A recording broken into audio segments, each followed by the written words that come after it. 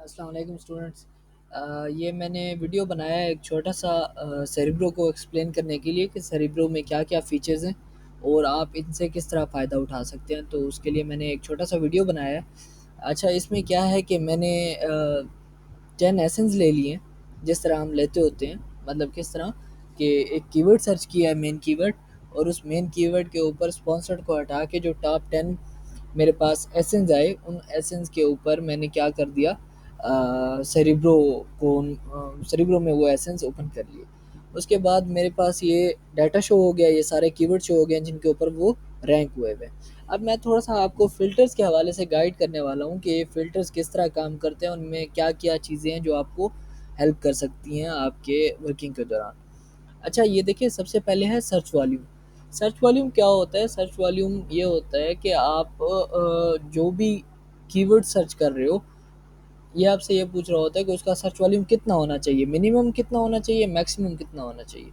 तो हम क्या करते हैं, मोस्ट ऑफ द केसेस में हम मिनिमम का फ़िल्टर लगाते हैं कि मिनिमम क्या हो, 1000 हो या 500 हो, वो हम कीवर्ड के हिसाब से और प्रोडक्ट की नीश के हिसाब से देख के उसको लगाते हैं मार्केट के लिहाज से। ठीक है?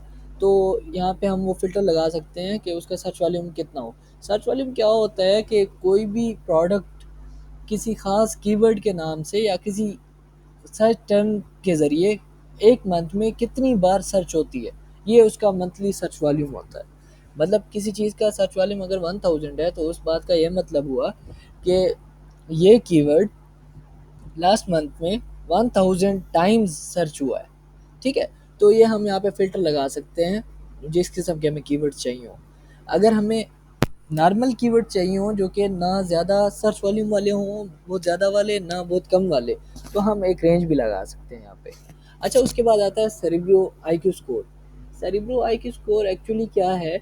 सेरेब्रो आईक्यू स्कोर है सर्च वॉल्यूम और कंपीटिंग प्रोडक्ट्स का रेशो है। Search volume over competing products, और ये जितना ज़्यादा हो ये उतना अच्छा है। ये एक किस्म की आपको अपॉर्चुनिटी को शो करता है।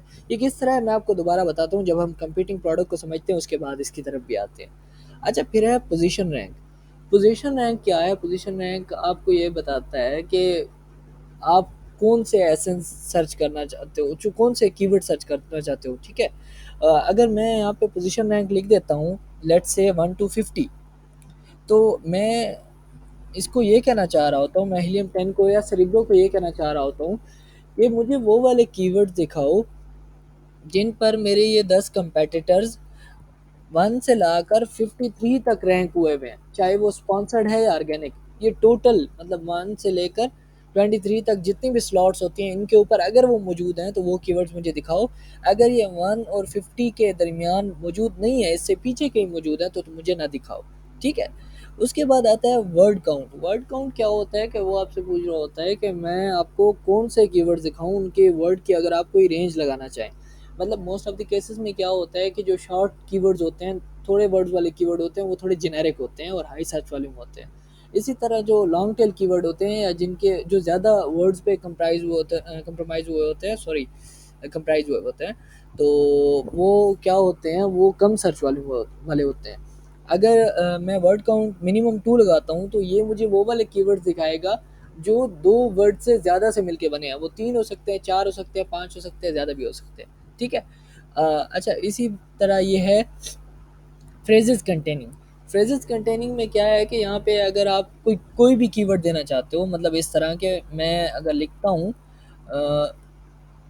Dog water bottle, dog water bottle, तो इन अदर वर्ड्स मैं इसको ये बता रहा होता हूँ कि वो वाले कीवर्ड्स मुझे दिखाओ जिनमें ये वाले वर्ड्स यूज़ हुए हुए हैं, अदरवाइज मुझे ना दिखाओ। ठीक है? तो ये हम उसको एक सिग्नल दे रहे होते हैं। इसी तरह टाइटल डेंसिटी क्या है? टाइटल डेंसिटी ये है कि मैं इसको ये कह रहा होता हूँ कि मुझे वो वाले कीवर्ड दिखाओ जो कीवर्ड फर्स्ट पेजेस पे ज़्यादा आ रहे हैं। अगर टाइटल डेंसिटी ज़्यादा है तो इसका मतलब जो फर्स्ट पेज के ऊपर प्रोडक्ट आ रही हैं, उनमें ये कीवर्ड्स ज़्यादा यूज़ होते हैं। तो अगर टाइटल डेंसिटी ज़्यादा है तो उसका ये मतलब होता है। यानी ये आप पॉपुलैरिटी के हिसाब से भी ले सकते हैं इसको। अच्छा, वो फिर मैच टाइप पूछता है कि कौन सी मैच टाइप में दिखाऊँ? ऑर्गेनिक हो, स्पॉन्सर्ड हो या अमेज़न रिकमेंडेड हो। ऑर्गेनिक क्या होते हैं कि जो कि नेचुरल होते हैं, जो कि नेचुरली अपनी सेल्स की बेस पे उनकी वैल्यू होती है। अच्छा, स्पॉन्सर्ड इसके मुकाबले में होते हैं वो कौन से होते हैं, जो कि पेड होते हैं। इसी तरह अमेज़न रिकमेंडेड वो होते हैं जो कि अमेज़न जिनको रिकमेंड करता है या अमेज़न सजेस्ट करता है आपको कि इन कीवर्ड्स पे जाओ, ये कीवर्ड्स अच्छे हैं, ठीक है। उसके अलावा अमेज़न चॉइस आ जाता है, ठीक है। अमेज़न चॉइस वैसे ये इतना इंपॉर्टेंट नहीं है, ये बैजेस के लिहाज से है कि कौन कौन से बैज उसके पास हों या ना हों उस कीवर्ड के पास, तो ये इतना इंपॉर्टेंट नहीं है वैसे। लेकिन फिर भी अगर आप इसको देखना चाहें तो देख सकते हैं। इसी तरह है हमारे पास रिलेटिव रैंक। रिलेटिव रैंक में क्या होता है कि हम अ, ये हमसे पूछता है कि हमें बताओ कि आपको कितने रिलेटिव रैंक वाले कीवर्ड चाहिए। रिलेटिव रैंक का मतलब ये होता है कि जो पहला एसएन है, ये वाला पहला एसएन, इसका इनके रिलेशन में क्या रैंक बन रहा है। मतलब अगर इन 10 में से 2 कंपेटिटर्स या 3 इससे आगे हैं, जब 3 इससे आगे होंगे तो इसका जो रिलेटिव रैंक होगा वो 4 होगा, यानी ये चौथे नंबर पे पड़ा हुआ है in relation of its competitors. तो ये रिलेटिव रैंक हमें ये बताता है। इसी तरह एक्सक्लूड फ्रेजेस कंटेनिंग का मतलब क्या होता है कि मैं अगर इधर कोई फ्रेज लिख लेता हूँ, लेट्स से कि मेरी प्रोडक्ट एक स्पेसिफिक मटेरियल से बनी हुई है, लेट्स से सिलिकॉन, और ये जो मुझे शो कर रहा है हीलियम 10, ये मुझे स्टील वाले कीवर्ड्स भी शो कर रहा है, यानी वो चीज़ जो स्टील से बनी हुई है। तो मैं यहाँ पे स्टील लिख देता हूँ, तो ये उन सारे कीवर्ड्स को जिनमें स्टील यूज़ हुआ है उसको एक्सक्लूड कर देगा। अच्छा, इसी तरह स्पॉन्सर्ड रैंक है। स्पॉन्सर्ड रैंक क्या कि ऐसे कीवर्ड्स जिसमें ज़्यादातर लोग स्पॉन्सर्ड में शो हो रहे हैं और किस रैंक पे शो हो रहे हैं, मैं वो रैंक भी बता सकता हूँ इनको। ये एवरेज है, एवरेज स्पॉन्सर्ड रैंक, और ये एवरेज सॉरी, ये काउंट है कि कौन सी पोजीशन पे है वो। ये एवरेज में क्या होता है कि जितने भी कीवर्ड्स हैं उन सारे कीवर्ड्स के एवरेज निकाल के मुझे बताएगा, और काउंट में मुझे सिर्फ वो इंडिविजुअल की बताता है। इसी तरह अमेज़न रिकमेंडेड रैंक है। अमेज़न रिकमेंडेड रैंक का काउंट भी है और एवरेज भी है, ये भी उसी तरह है। अच्छा, कंपेटिटर रैंक क्या है कि हम हमें ये बताता है कि हमारे कंपेटिटर का, जो हमारे कंपेटिटर के एसेंस हैं, उनका एवरेज रैंक क्या बन रहा है, ठीक है। वो जिन कीवर्ड्स पे रैंक हुए हुए हैं उन सारे कीवर्ड्स को अगर उनका एवरेज रैंक निकाले तो हमारे कंपेटिटर्स का क्या बनता है। उससे एक और ज़्यादा इम्पोर्टेंट हमारे पास जो फ़िल्टर है वो है रैंकिंग कंपेटिटर्स का।